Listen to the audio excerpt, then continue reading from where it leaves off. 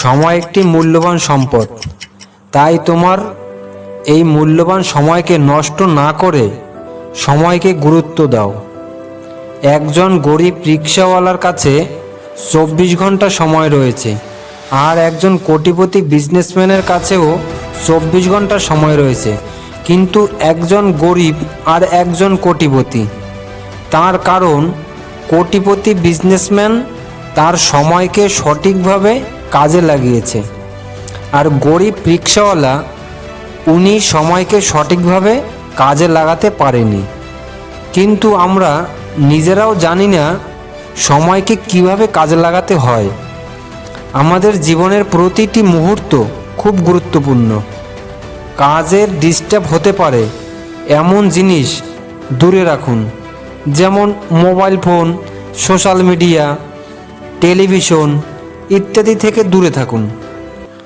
প্রথমে আপনার লক্ষ্য নির্ধারণ করুন এবং কি কি করতে চান তা সুস্পষ্টভাবে লিখে রাখুন।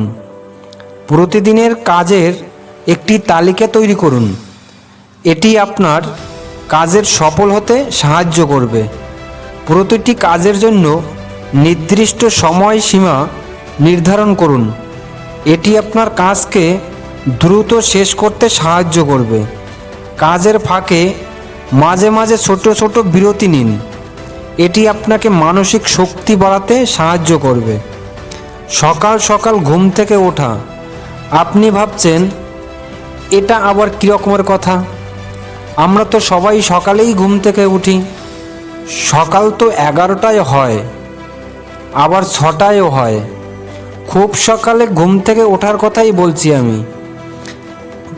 আপনি যদি সকাল 6টায় ঘুম থেকে উঠতে পারেন, তাহলে আপনি 2 থেকে 3 ঘন্টা সময় এক্সট্রা পাবেন। আর এই সময় আপনি আপনার পড়াশোনা করার বা বিশেষ গুরুত্বপূর্ণ কাজগুলি করে নিতে পারেন, যা আপনাকে অন্যদের থেকে এগিয়ে রাখবে। প্রতিদিন রাতে আগামী দিন কি কি কাজ করবেন সেগুলি একটি লিস্ট তৈরি করুন।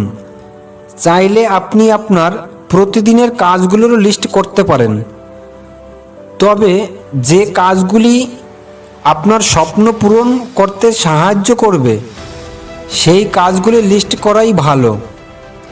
আমাদের একটি খারাপ অভ্যাস হলো আমাদের সামনে যে কাজটি আসে আমরা সেই কাজটাই প্রথমে করি, আর এর ফাঁকেই আমাদের গুরুত্বপূর্ণ কাজগুলি পরের দিনের জন্য পড়ে থাকে। একজন সফল ব্যক্তি সবসময় তার গুরুত্বপূর্ণ কাজগুলি প্রথমে করে। আপনি একদিনে কি কি কাজ করবেন এবং কোন সময় কোন কাজটা করবেন তার একটা তালিকা তৈরি করুন। দেখুন, তালিকা তৈরি করা খুব সহজ, কিন্তু পালন করাটা খুব কঠিন। যদি আপনি এটা পালন করতে পারেন, তাহলে আপনাকে কোনোভাবেই আটকানো যাবে না। তোমার আশেপাশে এমন কিছু বন্ধুবান্ধব বা আত্মীয় স্বজন রয়েছে যারা শুধু মোবাইল নিয়ে পড়ে থাকে।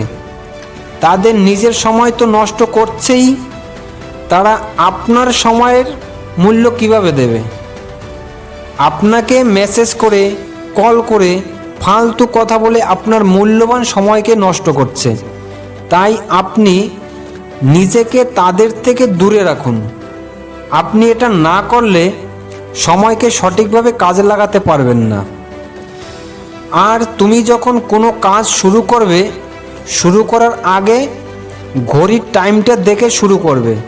তাহলে তুমি বুঝতে পারবে ওই কাজটা করতে তোমার কতটা সময় লাগবে। পরবর্তী কাজ করার সময় তোমার টাইম কম লাগবে ও কাজের গতিও বাড়বে।